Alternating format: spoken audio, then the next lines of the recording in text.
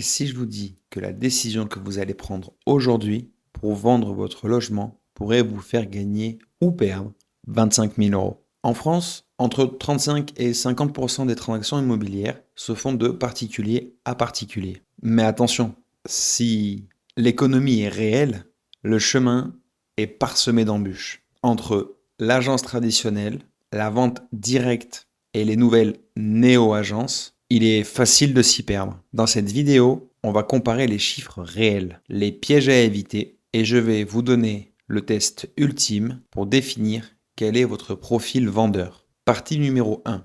Vendre seul. Le défi de l'indépendance. Son atout majeur, c'est la marge brute.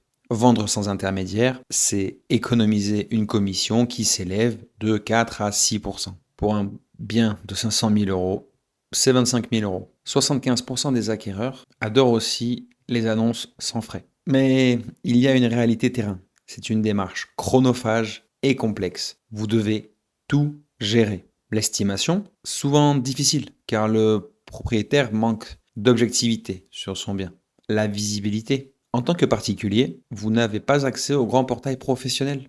Se loger bien ici, ce qui limite votre audience. Et la paperasse. Diagnostic DPE, loi Allure, vérification de la solvabilité des potentiels futurs acquéreurs. Partie numéro 2. L'agence, le prix de la sérénité. Pourquoi payer 5%? L'agence n'est pas seulement un ouvreur de porte. Son rôle est de vous décharger de tout. Photo pro, filtrage des curieux et surtout la négociation. Un point où les particuliers perdent souvent beaucoup d'argent face à des acheteurs aguerris. Les points noirs, bien le coût, jugé trop élevé par 71% des Français. Le manque de transparence. Certains vendeurs craignent une perte de contrôle ou un manque de disponibilité des agents qui gèrent parfois trop de mandats. Troisième partie, les néo-agences et le coaching. C'est un peu le compromis moderne. Si vous hésitez, il existe des solutions hybrides comme les néo-agences qui proposent un service complet à des tarifications attractives. On est là aux alentours des 2 à 3 000 euros. L'option du coaching. Là, nous sommes sur une enveloppe inférieure à 1 000 euros. Vous vendrez seul, mais avec des outils professionnels. Photos de haute qualité, visite virtuelle en 3D et filtrage des appels pour ne garder que les acheteurs sérieux. Nous voilà maintenant à la partie numéro 4. Quelle méthode est faite pour vous? C'est le moment de choisir. Vendre son bien, c'est un peu comme rénover une salle de bain. Première typologie, le bricoleur. C'est celui qui va vendre tout seul. Vous avez du temps, vous êtes organisé et vous habitez sur place.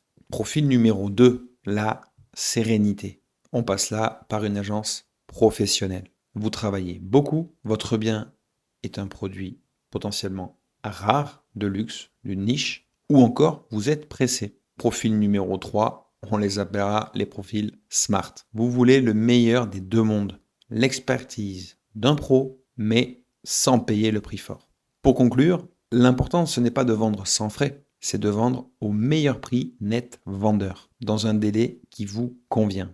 Et vous, seriez-vous prêt à gérer 15 visites pour économiser 20 000 euros? Dites-le moi en commentaire. Merci de votre écoute. Un petit like, vous me suivez, ça me motive. Ciao.